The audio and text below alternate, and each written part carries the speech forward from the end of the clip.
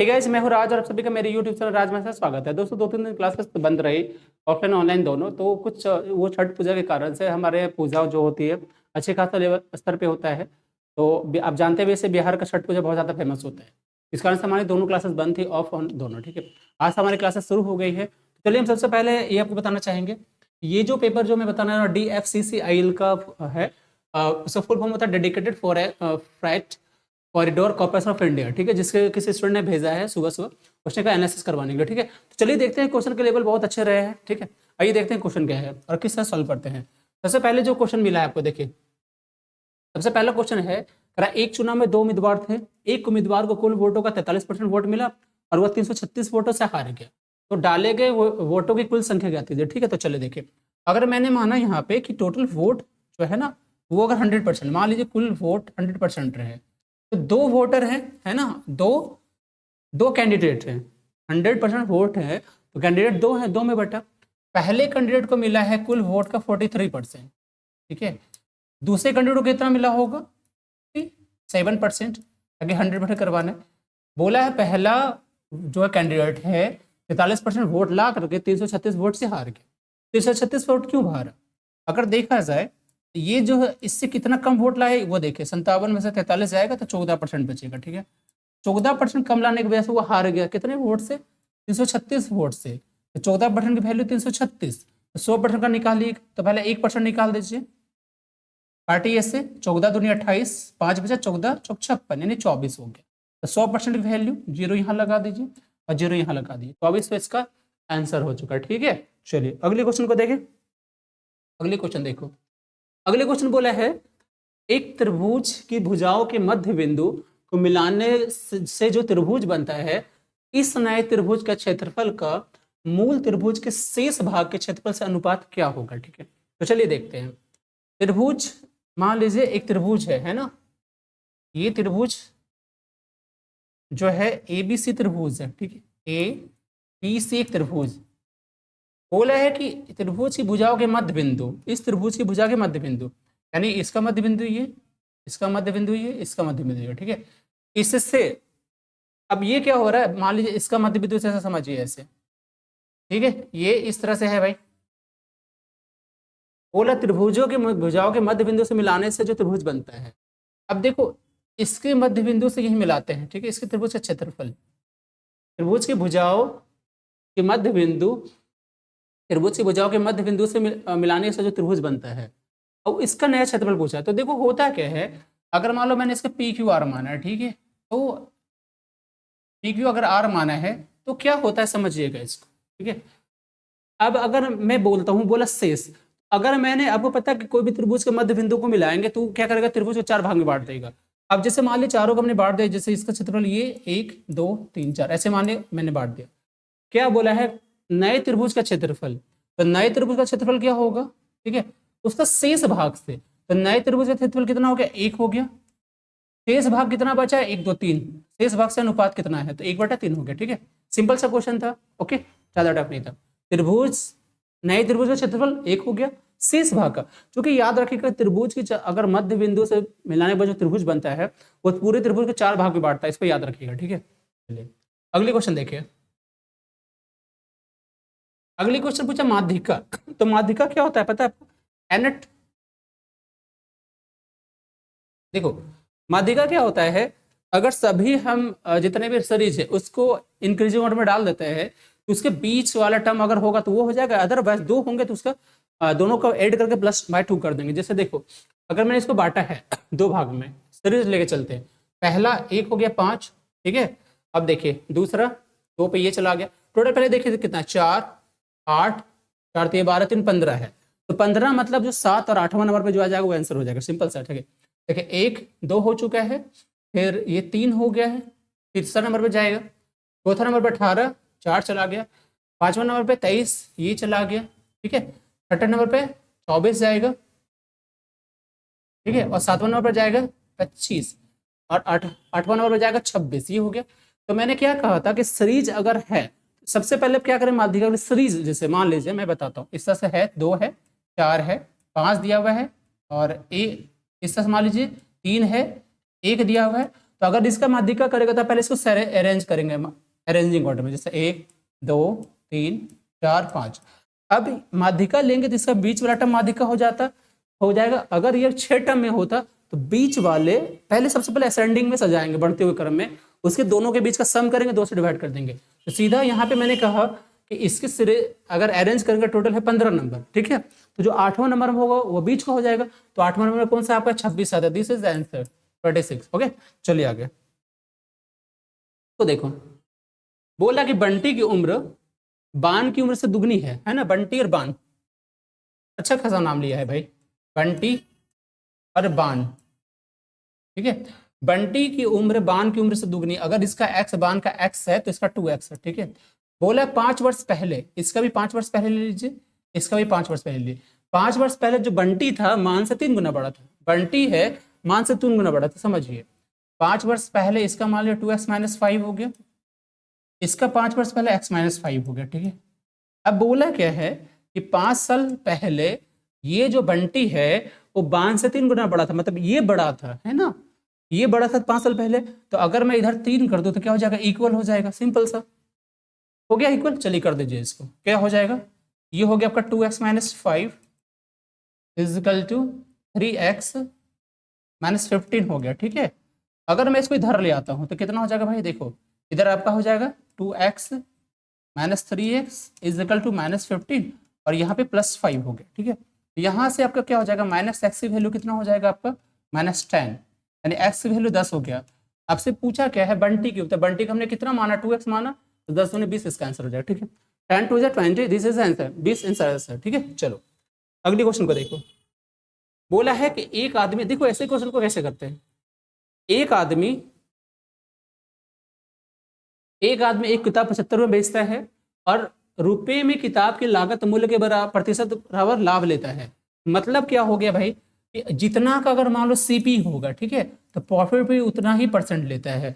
अगर 100 रुपया सीपी है तो 100% प्रॉफिट लेता है, 50 का सीपी है तो 50% प्रॉफिट लेता है, ठीक है।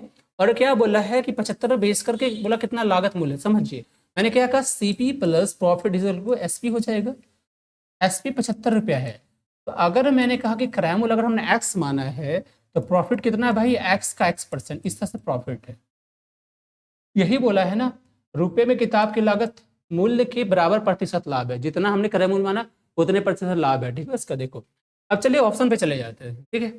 अगर मैंने 50 को क्रय मूल्य माना है तो 50 और प्लस 50 का 50% हो रहा है 75, क्या देखो 50 50 का 50% 25 हो जाएगा, 25 पे 75 हो जाएगा, ठीक है। तो आंसर आपका सीधा 50 हो जाएगा, आगे जाना ही नहीं है, क्योंकि अगर जा के देखते हैं तो देखिए 150 लेते हैं, 150 क्रैम्बुल अगर मानते हैं मेरा विक्रैम्बुल ही 75 है, तो वो हुआ नहीं। 40 को लेकर चलते हैं तो 40 का 40.4 16, 40 और 16 56 हो जाएगा, वो भी नहीं होगा, ठीक है। चलो अगला क्वेश्चन, इसको देखो। ये बोला है इसकी जगह पे क्या होगा, आंसर सिंपल है, आप इसे सॉल्व कर लेंगे, ठीक है।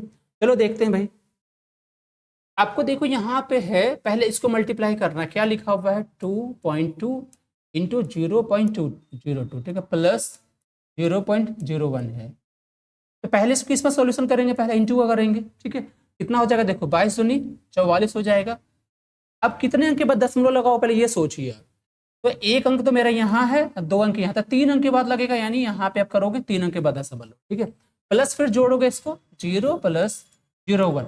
अगर इस तरह से दिक्कत होता है जोड़ने में तो आप क्या करें, सिंपल ऐसा जोड़िए, देखिए 0.044 हो गया, 3 अंक के बाद दशमलव, इसको लगाइए, दशमलव के नीचे दशमलव दीजिए और यहाँ पे 0 1 कीजिए, कितना हो जाएगा 4, ये 5, ये 0, यानी 0.54, दिस इज आंसर। ओके, चलो अगले क्वेश्चन देखो। बोला है कि कोई चालक 3 मिनट में 200 मीटर की दूरी तय करता है। एक चालक क्या करता है, 3 मिनट में 200 मीटर की दूरी तय करता है, तो साइकिल चालक समान गति से यात्रा करे तो वो आधे घंटे में कितनी दूरी तय कर लेगा, ऐसे पूछ रहा भैया। देखो तो देखो यहाँ पे सिंपल सा क्वेश्चन, 3 मिनट में कितना दूरी तय करता है वो यार, 200 मिनट, 200 मीटर, 3 मिनट में 200 मीटर की रफ्तार से तय करता है दूरी, ठीक है। आधा घंटा बोला, मतलब अच्छा देखो, जो चाल यहाँ भी आएगा वो चालक बदलने नहीं बोला, उसने कहा सेम चाल, स्पीड सेम रखता है, तो आधे घंटे में कितनी दूरी तय करा, समझिएगा इसको। अगर 3 मिनट में है, उसका आधा घंटा करे तो कितना से गुना करोगे, 30 मिनट, यानी आधा घंटा हो गया आपका, ठीक है। तो ये 10 गुना तो वो भी 10 गुना, इसका 10 गुना कितना हो जाएगा 2000, 2000 मीटर। मतलब आधे घंटे में कितनी दूरी तय कर लेगा, मीटर है, इसको हम किलोमीटर में बदल देते हैं, कितना हो जाएगा। अगर 1000 से भाग करता हूं तो कितना हो जाएगा 2 kilometre. This is answer, 2 kilometre answer. ठीक है, आप ऐसे चाहे तो ऐसे भी निकाल सकते, स्पीड निकाले फिर करें, बट हमें यहाँ पे स्पीड की जरूरत नहीं थी। ठीक है, चलो अगले देखो। एक टंकी को एक नल 12 घंटे में, दूसरा नल 8 घंटे में भर सकता है। ठीक है, यदि उन्हें 2.5 घंटे तक खुला छोड़ दिया जाए तो टैंक का कितना भाग भरा हुआ रहेगा, पूछा है। चलो ये क्वेश्चन पूछा है ना, ए कितना है भाई 12 घंटे में भरता है, और बी भरता है 8 घंटे में। ठीक है, दोनों का एलसीएम कितना हो जाएगा यहाँ से बताना। एक भरता है दूसरा भरता है, दोनों भरता ही है।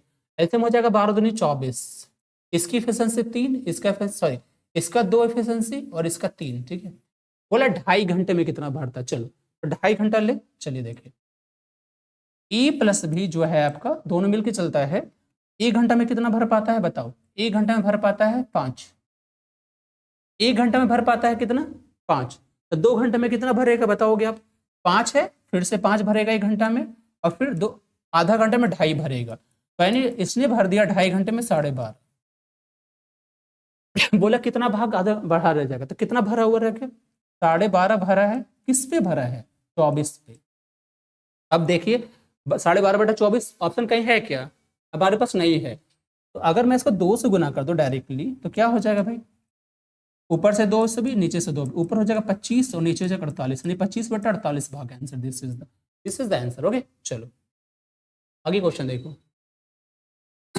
इसको देखो, बोल रहा है क्या रहा है कि मोनू ने, है ना क्वेश्चन क्या है देखिए, कह रहा मोनू जो है 3.75 रुपये प्रति दर्जन की दर से 1600 केले खरीदता है। ठीक है, उसने उनमें से 900 को 1 रुपये में 2 की दर से, शेष को 5 को 2 रुपये में, है ना इससे बेचता है, तो सर लाभ प्रतिशत देखो यहाँ पे समझिए।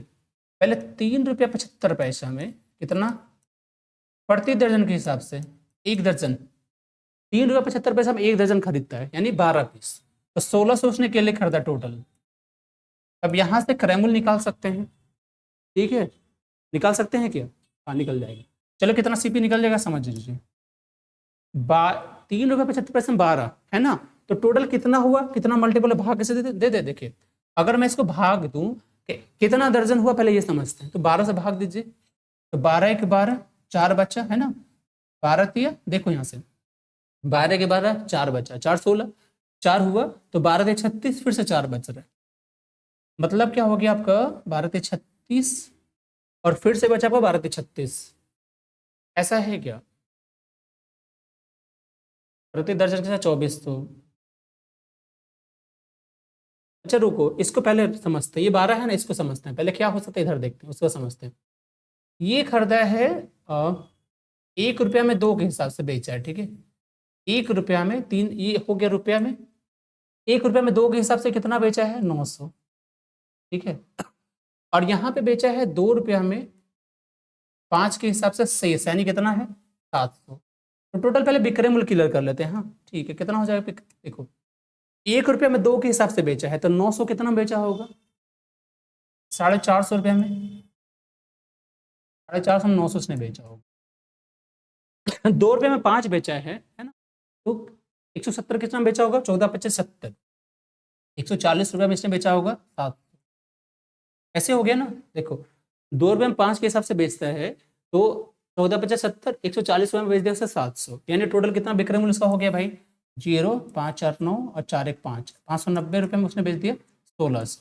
ठीक है, इधर अगर आ जाते हैं, चलो उधर तो मेरा निकल गया 590 में 1600, क्रय मूल्य देखो कितना आया। तो क्रय मूल्य समझिए मैंने क्या कहा था कि 3.75 रुपये प्रति दर्जन की तरह 1600 के लिए खरीदता है, 1600 खरीदता है भाई 3.75 3.75 में 12 पीस है ना, तो ऐसा समझ लेते हैं 1600 निकालना है। देखो 12 पीस का इतना हुआ, तो 1 पीस का कितना हो जाएगा भाई 3.75 बटा 12, ऐसे हो जाएगा। ठीक है, तो 1600 का पूछा है आपसे, तो 1600 क्रय मूल्य निकाल दीजिए, तो 3.75 12 हो गया गुना 1600 कर दो। ठीक है, अगर मैं इसको उड़ा दूं तो कैसे कैसे उड़ेगा, चलो उड़ाओ जल्दी से, इसको हटा दो 75 00 यहाँ पे हो चुका है, तो ये खत्म हो गया इसके साथ में। ठीक है, और 4 से कटेगा, 4 3 12, 4 4 16। ठीक है, 3 से कट गया 3 1 3, 25 से 75, तो ये हो गया कितना 12 500, यानी 500 में उसने खरीदा, 590 में बेचा, कमाया कितना पैसा 90 रुपये कमा लिया। ठीक है, तो 90 रुपये कितना परसेंट हो गया देख लीजिए यहाँ पे, तो 90 की कमाई हुई कितने पे हुई 500 पे, गुना 100 पे लगा दो, जीरो जीरो खत्म यहाँ से, यहाँ पे हो गया कितना 5 से 18 5 90, 18% का प्रॉफिट हो रहा है।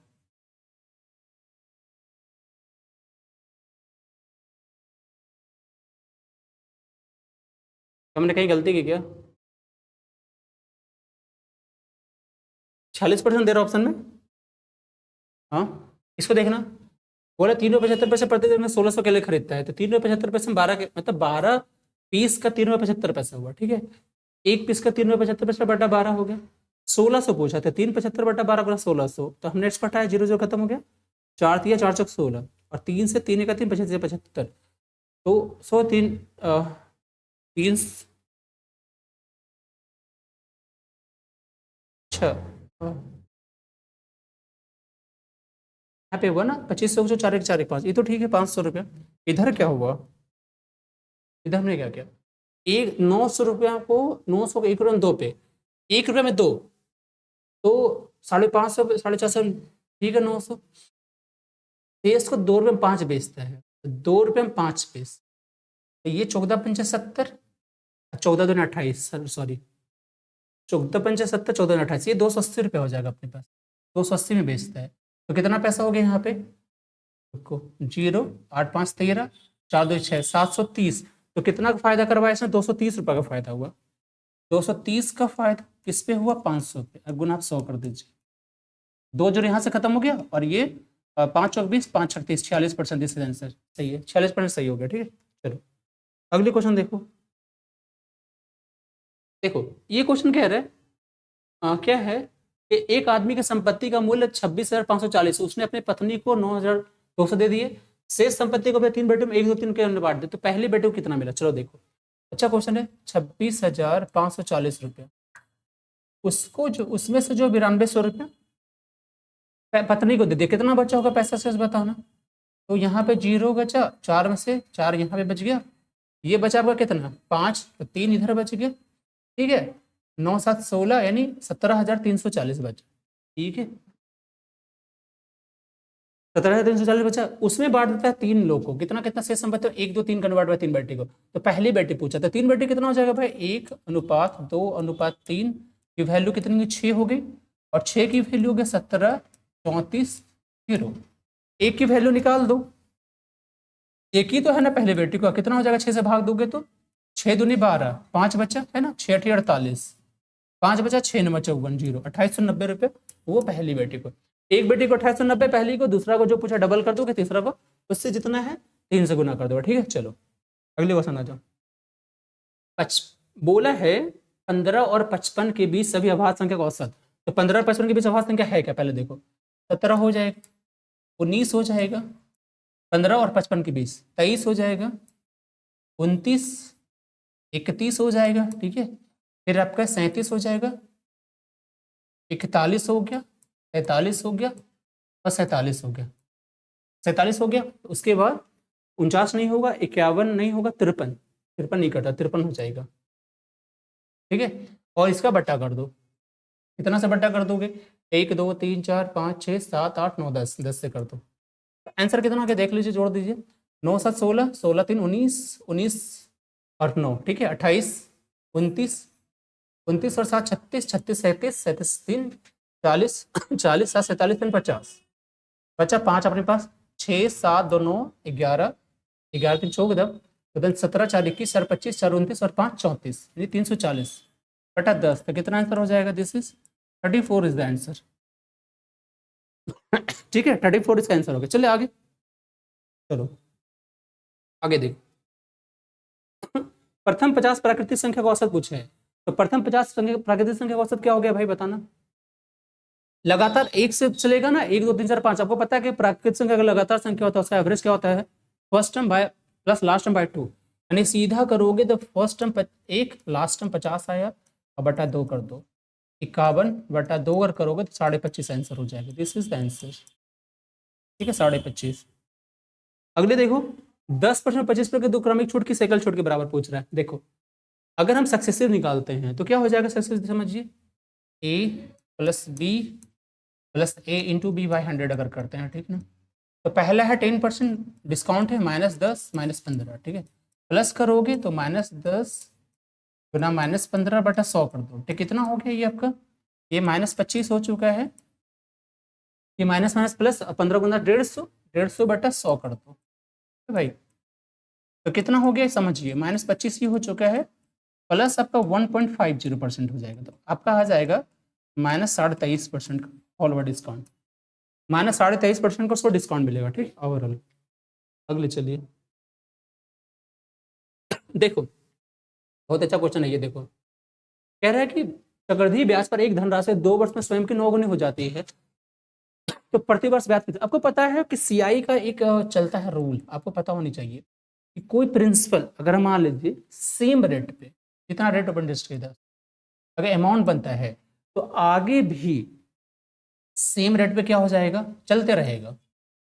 इसका स्क्वायर का टर्म में हो जाएगा इस तरह से, ठीक है। इसका हो जाएगा इस तरह से। तो अगर आपसे क्या पूछा है, जैसे मान लीजिए मैं समझाता हूँ कि अगर मैंने कहा 1 रुपये का राशि है ना, तो 2 सालों में सेम रेट से अगर वो 2 गुनी होती है, अगले 2 सालों में सेम रेट से इसका 2 गुना हो जाएगा, मतलब इसका पावर पे चला जाएगा, ऐसे बढ़ते रहता है, फिर उसका 2 गुना, फिर उसका 2 चलते रहेगा। तो उसे तब समझिए क्वेश्चन क्या बोल रहा है, ऐसे समझिएगा। बोल रहा है कि चक्रवृद्धि ब्याज पर एक धनराशि 2 वर्ष में स्वयं के 9 गुनी हो जाती है, 2 वर्ष में होता है। मतलब अगर मैंने यहाँ पे 1 माना तो ये होता है 9 गुनी यहाँ पे, ठीक है। तो हम कह सकते हैं कि पहले ये 2 वर्ष में हुआ, तो पहले 1 वर्ष में कितना हुआ होगा, 3 गुना, और अगले फिर 1 वर्ष में कितना होगा, फिर उसका 3 गुना, ठीक है। कितना हुआ होगा, एक राशि पहले, समझिएगा इसको, 1 वर्ष में R% की दर से 3 गुना हुआ, अगले फिर 1 साल में इसका 3 गुना हो जाएगा, यानी 9 गुना हो चुका है। तो हम कह सकते हैं ना कि प्रिंसिपल की दर से जो है रेट 2 वर्ष में कितना हो गया भाई, 9 गुना। तो ये पूछा कि रेट ऑफ इंटरेस्ट बताए, तो रेट ऑफ इंटरेस्ट निकाल दें। देखो कितना हो जाएगा रेट ऑफ इंटरेस्ट, यहां से अगर देखें तो 1 से हुआ कितना हो गया, 1 साल में 3 हुआ, तो इंटरेस्ट कितना मिला हमें, 2 का मिला है, ठीक है। तो कितना पर रेट निकाल दीजिए, आर बराबर क्या होता है, ब्याज, ब्याज हमारा कितना मिला, 2 का गुना 16 कर दो, बटा मूलधन 1 हो गया, टाइम कितना है, 1 साल है चूंकि, है ना। तो कितना परसेंट हो गया, 200%, this answer 200% is the right answer, okay. कितना परसेंट, 200%, ओके। चलो आगे क्वेश्चन देखो, इसको देखो। इसमें बोला है कि निम्नलिखित से कौन सा युग्म सअभाज्य है। सअभाज्य, अभाज्य का मतलब ही होता है अगर कपल लेते तो उसका सिर्फ सीधा 1 आना चाहिए, ठीक है। तो चलिए देखिए, इसका एचसीएफ कितना हो रहा है भाई, 5 हो रहा है, तो ये नहीं होगा। इसका एचसीएफ 1 हो रहा है, होगा। इसका एचसीएफ 4 हो रहा है, ये नहीं होगा। इसका एचसीएफ 11 हो रहा है, तो ये भी नहीं होगा। इसका एचसीएफ 1 होना चाहिए, ठीक है। चलो इसको देखो, बोला किसी वस्तु की कीमत पहले 25% घटा दिया जाता है और मूल कीमत बरकरार रखने की वर्तमान कीमत को कितना % बढ़ाना होगा, ठीक है। तो चलिए समझते हैं, हम इसी से लेकर चलते हैं, ठीक है। कैसे लेकर चलना, अगर 100 हमने माना, मान लो, ठीक है। 100 अगर मान लीजिए मेरा मूल कीमत है, कितना है, 100 रुपये मेरा मूल कीमत, उस पर 25% घटाया जाता है, तो 25% घटाने पे कितना हो जाएगा, 100 का 25% 25 है ना, तो 100 में से 25 घटाओगे, बचा बचा कितना, 75। बोला है आपको फिर से वहीं जाना है, वहीं पे। तो वर्तमान कीमत कितना लाना, फिर से 100, तो कितना बढ़ाएंगे हम, 25 बढ़ाएंगे। लेकिन इस पर किस पे बढ़ाएंगे, घटी हुई कीमत, यानी 25 बढ़ाना है मुझे, ये किस पे बढ़ाना है, 75 पे। तो चलिए बढ़ा दीजिए, 25 बढ़ाना है, किस पे बढ़ाना है, 75 पे, गुना 100, है ना। 25 या 75, 100/3 यानी 33 पुनः 1/3%, दिस इज आंसर। 33 पुनः 1/3% इसका आंसर मिलेगा, ठीक है। चलो आगे इसको देखो, बोला है कि 25/72 मीटर प्रति सेकंड कितने किलोमीटर प्रति घंटा में बदलेंगे। तो आइए देखिए, बहुत इजी क्वेश्चन है ये। 25/72 हो गया, मीटर प्रति सेकंड को किलोमीटर प्रति घंटा में बदलता है, 18/5 से गुना करना पड़ता है, कितना, 18/5। ये आपका हो जाएगा किलोमीटर पर आवर में। 18 से कट गया 4 बार में, 5 से कट गया ये 5 बार में, तो 5/4 is the answer, 5/4 is the answer, this is the answer, okay. चलो इसको देखो, ये क्वेश्चन बहुत अच्छे से ध्यान देंगे आप, बहुत इंपॉर्टेंट है। कह रहा है एक आदमी नदी किनारे खड़ा है और विपरीत विपरीत किनारे पर एक पेड़ की चोटी है। ये मान लीजिए एक नदी है, ठीक है, और आदमी यहाँ पे खड़ा है, विपरीत किनारे इधर एक चोटी है, ऐसे है ना क्वेश्चन। यहाँ आदमी खड़ा है और यहाँ की चोटी है, बोल रहा है पेड़ की चोटी 60 की 19 का देख रहा है, मतलब ये पेड़ की चोटी अगर यहाँ पे है, इस आदमी का 60 डिग्री कौन बनाती है, कितना डिग्री, 60 डिग्री का, ठीक है, 60 डिग्री का, 60 डिग्री का। बोल रहा है कि जब वो किनारे से 40 मीटर पीछे जाता है, यानी 40 इस किनारे पे खड़ा है वो, और यहां से क्या करता है, 40 मीटर पीछे इधर जाता है, ठीक है, तो वह उन्नयन कोण 30 डिग्री था, तो यहां से जो है इसका उन्नयन कोण कितना, 30 डिग्री हो जाता है, ठीक है। आपसे पूछा है पेड़ की ऊंचाई क्या है, यानी इसकी वैल्यू पूछा क्या होगा, तो आप ये समझिए हम इसको बाय रूल से भी निकाल सकते हैं, और इजी ट्रिक्स भी क्या है हमारा, हम अपने क्लासेस में पढ़ाते हैं, बहुत जल्दी मैं आपको इसको ऑनलाइन लेके आने वाला हूँ आपके क्लासेस, पेड क्लासेस के रूप में, ठीक है। चलिए अब मान लीजिए कि अगर हम थीटा के रूप में समझते हैं, तो 60 डिग्री अगर होता है टेन के रूप में, तो 60 डिग्री वैल्यू कितनी होती है, √3/1 होता है, ऐसे समझते हैं आप, होता है, पक्का जानते होंगे अगर आपने पढ़ा होगा तो, ठीक है। 30 डिग्री का रूप में आता है, तो 30 डिग्री की वैल्यू होती है 1/√3 होती है, समझिएगा इसको अच्छे से। 30 डिग्री के लिए बनता हो ये चीज होता है 1 और √3 हो जाता है पूरा, इस तरह से समझ सकते हैं। अब सेम चीज अगर कन्वर्ट करता हूं इसको, तो ऐसे समझते हैं, कैसे करेंगे देखो। अब मैं इसके अनुसार लेता हूं, क्योंकि आपको क्या निकालना है, इसकी ऊंचाई, इसकी ऊंचाई कैसे निकलेगा, अगर मैं इधर से निकाल देता हूं दूसरा निकल जाएगा, समझिएगा इसको। अभी मेरे पास पता है क्या, ये इसकी वैल्यू है 40 मीटर, ठीक है। तो अगर मैं निकाल, अब देखो यहाँ पे समझिएगा, इस जो है हमारा इस तरह से देखो, ठीक है। अगर मैं यहाँ करूं 30 डिग्री के लिए वन की वैल्यू कितना, √3 है, 60 डिग्री के लिए √3 1 है, 30 डिग्री का अगर लेते हैं तो ये चीज 1 है, 1 की वैल्यू √3 है, ठीक है, 1 की वैल्यू √3 है। जैसे देखो 60 डिग्री के लिए हमने क्या किया, ये वैल्यू हमारा √3 और ये 1 आया, ठीक है। 30 डिग्री के लिए 1 ये है, तो √3 की वैल्यू निकाला, तो 1 की वैल्यू अगर √3 आई है, तो √3 की वैल्यू कितनी हो जाएगी, √3 गुना √3 यानी 3 हो जाएगा।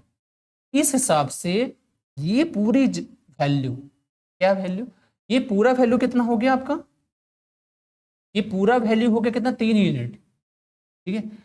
ये पूरा वैल्यू का 3 यूनिट हो गया है, ये ऑलरेडी 60 के क्रम, ये पहला से 1 है, ये बचा कितना यूनिट, 2 यूनिट। अब यह समझ सकते हैं कि 2 यूनिट की वैल्यू कितना हुआ भाई, 40 हुआ, ठीक है। 1 यूनिट की कितना हो जाएगा, 20 हो जाएगा। और आपको निकालना इसकी वैल्यू जो कि हमने √3 मान कर रखा है, तो √3 की वैल्यू कितनी हो जाएगी भाई, 20 √3 आंसर हो जाएगा, दिस इज द। ये सिंपल ट्रिक्स है ना, ये बहुत ज्यादा काम का चीज है आपका, थोड़ा नहीं बहुत ज्यादा काम का चीज है। आप अच्छे से जो भी स्टूडेंट देखेंगे जिन्होंने भेजा है मुझे, अच्छे से देखना सारे मैसेज, एक एक चीज बहुत काम का आएगा, ठीक है आपका भाई। चलो इसको देखो, एक कमरे की चौड़ाई उस देखो, एक कमरे की चौड़ाई ऊंचाई से दुगनी है लेकिन लंबाई की आधी है। मान लो कमरे की हम लंबाई मान लेते हैं, चौड़ाई मान ली हमने, ऊंचाई मान ली, तो कमरे की जो चौड़ाई है यानी ये ऊंचाई से दुगनी है। देखो अब यहां से समझते हैं कि ये जो चौड़ाई है उस ऊंचाई की दुगनी है, ठीक है। और कमरे, लेकिन लंबाई की चौड़ाई, ये कमरे की ऊंचाई की दुगनी लेकिन लंबाई की आधी, लेकिन इसकी आधी है, मतलब इस कह सकते हो कि अगर इसने कहा चौड़ाई इसकी दुगनी है और लेकिन इसकी आधी, इसका मतलब कह सकते हैं ये वाला इसका डबल हो जाएगा, ठीक है। चलिए समझते हैं, अगर हमने ऊंचाई को कुछ मान लिया, देखो अगर हमने ऊंचाई को x माना, तो चौड़ाई इसकी 2x हो जाएगी, लंबाई इसकी 2 दूनी 4, 4x हो जाएगी। उसका आयतन कितना, 512, तो आयतन क्या होता है हमारा, L D और H बराबर दिया हुआ 512, ठीक है। कितना हो गया, 4x गुना 2x गुना x बराबर 512, ऐसे हो गया। तो 4 दूनी 8, 8x³ बराबर कितना हो गया, 512, ठीक है। 8x की वैल्यू निकाल दो, कितना हो जाएगा, काट दो, 64 हो जाएगा x की वैल्यू, ठीक है, ठीक है ना, क्योंकि 8 का क्यूब, तो x का वैल्यू कितना हो जाएगा, 4 हो गया। आपसे क्या पूछा था, कमरे की लंबाई, लंबाई हमने कितना माना, 4x, तो कितना हो जाएगा, 8 चौक 32 हो जाएगा। दिस रुको, हमने कमरे की लंबाई माना है ना, आपसे क्या पूछा, लंबाई, हाँ, तो लंबाई कितना हो जाएगा, 4 चौक 16 ना, 4 है 4x 16 मीटर लंबाई। चलिए इसको देखो, बोले हैं कि अभिषेक की उम्र उसकी बेटी की उम्र से 3 वर्ष अधिक है, 3 वर्ष बाद अभिषेक की पुत्र की आयु, ठीक है, और के दुगने से 10 वर्ष अधिक है, तो पुत्र की वर्तमान आयु। देखो अभिषेक हो गया इसका, उसका बेटा, तो अभिषेक की उम्र से बेटी की उम्र से 3, अगर अभिषेक सन का एक्स मानते हो तो अभिषेक का एक्स प्लस 3 हो जाएगा। क्या हो गया? 3 वर्ष बाद 3 वर्ष बाद अभिषेक का उम्र कितना हो जाएगा 3 वर्ष के बाद भाई? 3 वर्ष बाद ये हो गया अभिषेक की आयु, उससे पुत्र की आयु, ये भी 3 वर्ष बाद ये हो गया। तो बोला 3 वर्ष बाद अभिषेक की आयु पुत्र की आयु के दुगने से 10 वर्ष अधिक है। मतलब अभी इसकी उम्र जो है इसका डबल से 10 वर्ष अधिक। मतलब मैं इसको बराबर करना चाहूं तो अभी इसका उम्र इसके दुगने से हो गया, दुगने से 10 वर्ष अधिक है ये, तो दुगने प्लस 10 कर देते हैं तो हो जाएगा। ये पूछा है ना कि 3 वर्ष बाद इसका जो एज होगा इसका डबल से 10 वर्ष अधिक, तो हो गया। आपसे निकाल दीजिए बस पुत्र की वर्तमान आयु। चलिए तोड़ दिए इसको जल्दी से, कितना होगा? ये आपका हो गया x और 3 3 6 हो चुका, उसको करेंगे तो ये 2x हो जाएगा, 2 3 6 हो जाएगा प्लस 10 हो जाएगा। हमें अगर इसको ये 6 से काट दो, इधर आ गया x तो माइनस एक्स बराबर 10।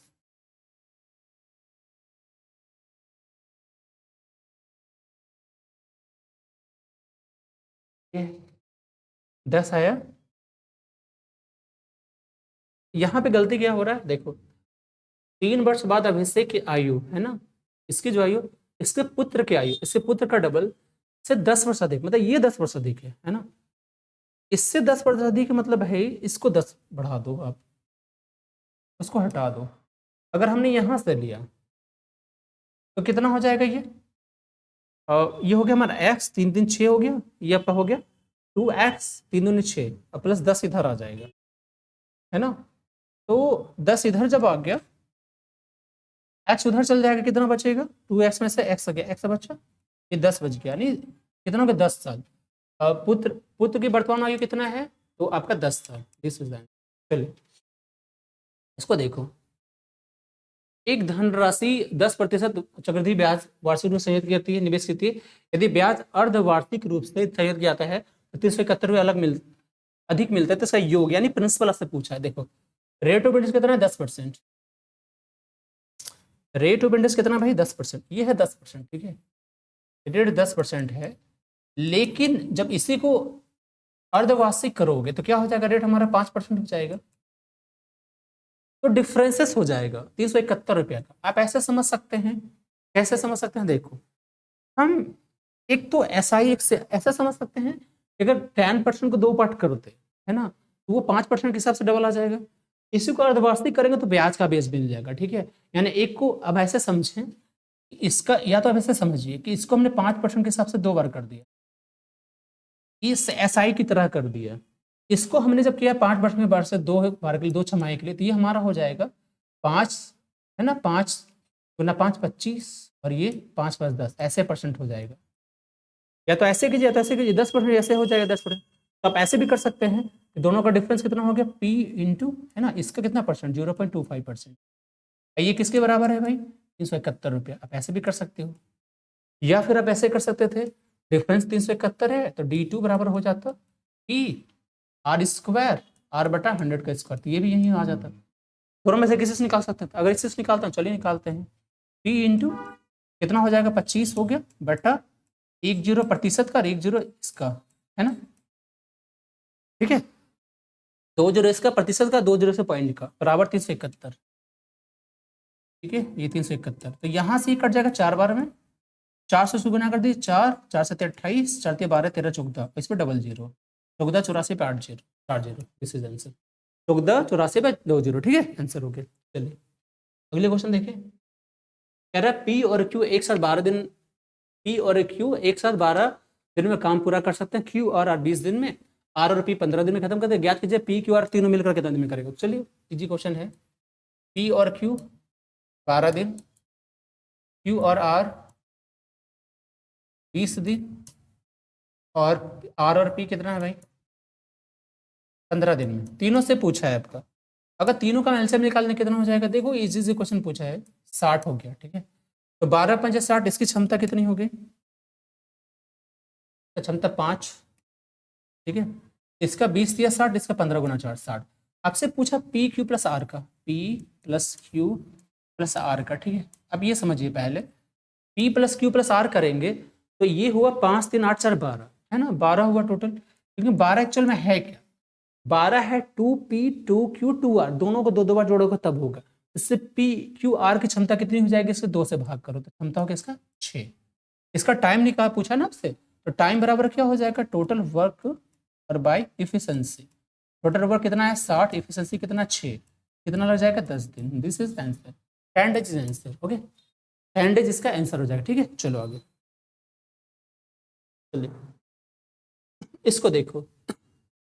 पूछा है कि किसी व्यक्ति का वेतन 50% कम करने के बाद 50% बढ़ा दे, इसी प्रक्रिया में कितना का नुकसान हुआ। ठीक है, चलो अगर मैं मानो उसको 100 रुपये वेतन है, ठीक है, तो पहले 50% घटाता है वो बंदा। अगर 50% घटाता है तो कितना हो जाएगा, 100 में से 50% का, यानी 100 का 50% 50, ठीक है ना, और 100 का 50% 50, ठीक है, तो 100 में से 50% बचा दिया है तो कितना बचा, 100 का 50% 50 है, तो 100 में से 50 घटा बचा कितना 50।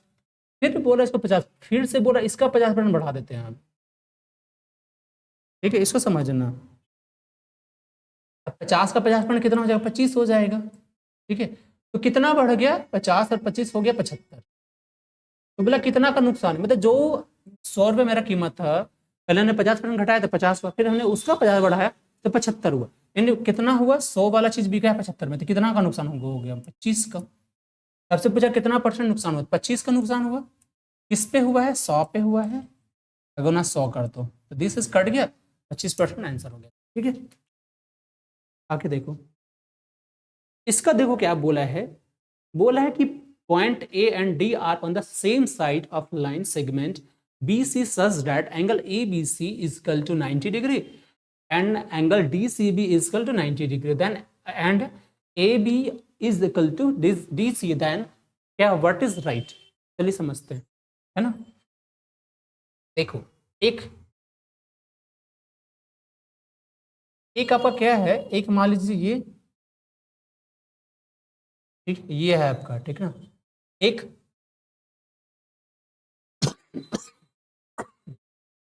लाइन पूछा है,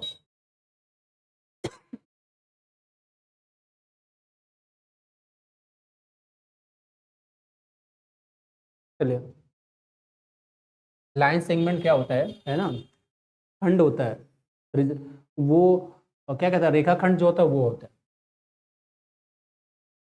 ऐसा कुछ तो कहा नहीं, बी सी सच दैट का एंगल है। चलो देखो,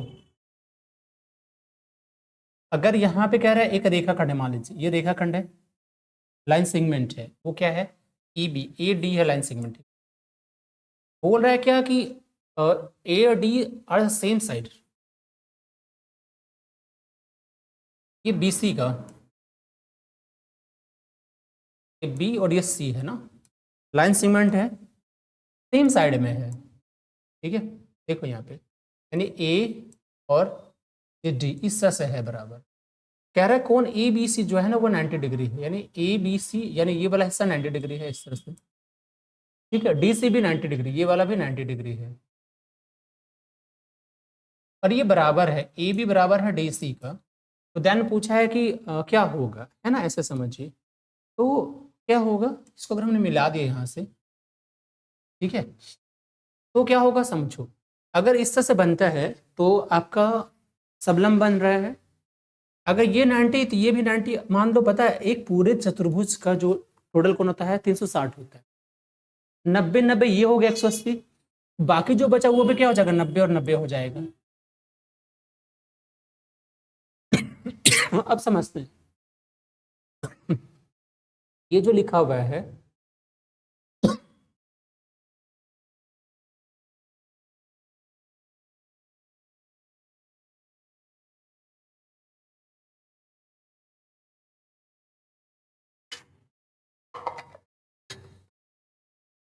ठीक है, देखो अब ये सर्वांगसम त्रिभुज किस हिसाब से होगा वो देखो। आपको पता है सर्वांगसम त्रिभुज क्या होता है, साइड साइड साइड, यानी तीनों भुजा जब बराबर हो तो, तीनों एंगल अगर बराबर होगा तो पॉसिबल है, क्योंकि तीनों एंगल तो सर्वांगसम के लिए भी होता है, समरूप के लिए भी होता है। ठीक है, तो दो एंगल यानी दो कोण, उसकी एक भुजा बराबर हो दूसरे त्रिभुज की, दो कोण उसके बीच की भुजा तो हो सकता है। तो या फिर दो भुजा और से बीच का कोण और दूसरे त्रिभुज की दो भुजा के बीच का कोण बराबर होगा तो सर्वांग होगा। यहाँ पे आप देखिए इस त्रिभुज का मानते हैं, अगर हमने कैसे माना इससे मिला दीजिए अब, इसको भी यहां से अगर मिला देते हैं या फिर ऐसे देखिए, थोड़ी इसको मत मिलाइए, ये जो समझिए, ठीक है, ये 90 हो गया, ये 90, दो कोण हो गए और ये हमारा क्या हो गया भाई, ये हो गया पद भुजा, तो यानी हो गया एंगल, ये हो गया इधर आपका एंगल और साइड एंगल हो गया, ठीक है। तो ABC और DC भी है ना, तो इसके साथ ये आपका जा सकते हैं, इसके साथ जाएंगे हम, ठीक है। ABC राइट हैंड साइड नहीं, साइड एंगल साइड, ये साइड, हाँ। और एक चीज क्या देखना है आपको, देखो किससे से बराबर हुआ, या तो हमारा है यहाँ पे देखो, ये समझना, हम यहाँ ले रहे हैं एंगल साइड और एंगल, ये हमारा नहीं दिया हुआ है, ठीक है। तो अब क्या करेंगे, आपको पता है ये भी 90 है, ये भी 90, ये भी 90 है, इसको समझिएगा ऐसे गौर से, जैसे क्या बना है ये देखिए,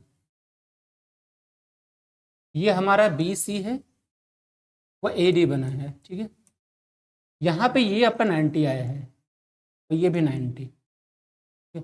और आपसे कहा गया है ये आपस में बराबर है, तो दो 90 बचे तो वो भी बराबर होगा कि नहीं होगा, 90 ये भी और 90 ये भी, ठीक है, होगा। तो ये भुजा भी आपस में बराबर होगी, होगा, ये भुजा आपस में बराबर होगा, जब ये भुजा भी आपके बराबर हो गए तब क्या कर सकते हो, जैसे हमने कहा कि एंगल साइड एंगल, तो एंगल साइड एंगल तो है ही नहीं दिया हुआ, तब इस कंडीशन में क्या होगा सोचिए, इस साइड एंगल साइड ले सकते हैं, यहाँ से ले सकते हैं ना, और वहां पे साइड एंगल साइड ले सकते हैं, तो आपका answer this is side angle side से ले सकता है, ठीक है। चलो आगे देखो, ये बोल रहे हैं एक तिर्यक, एक तिर्यक रेखा द्वारा दो समांतर रेखाओं के प्रतिच्छेदन से बने दो वैकल्पिक आंतरिक कोणों का योग 40 डिग्री है।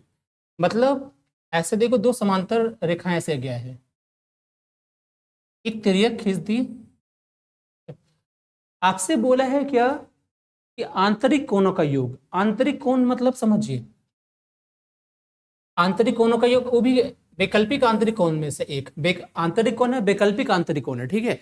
मतलब ये नहीं कह सकते ये वैकल्पिक होगा, यानी एक कोण आपने ये लिया तो एक कोण ये हुआ, आंतरिक हुआ, आंतरिक वैकल्पिक, ठीक है। अब क्या बोल रहा है, उसको कोणों का योग 140 डिग्री है, समझिए।